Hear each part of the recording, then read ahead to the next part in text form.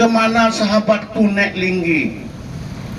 Kemana adikku Simanjanggot? Kemana tetanggaku Udin Cede?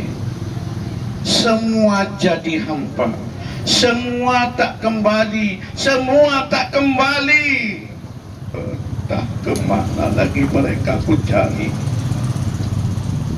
Barangkali mereka bertumpu kuat antara Tugu Tsunami Silo Arun.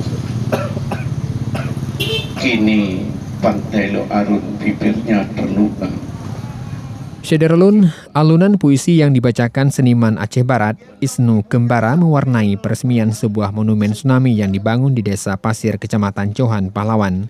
Monumen tsunami yang menerahkan nama-nama sebanyak 600 jiwa warga setempat yang menjadi korban tsunami 2004 silam itu diresmikan PLT Bupati Aceh Barat, H. Rahmat Fitri Hadi, disaksikan Muspida dan aparat desa, yakni monumen dibangun melalui dana desa setempat. Dan diperkirakan 7 meter, setinggi tugu ini.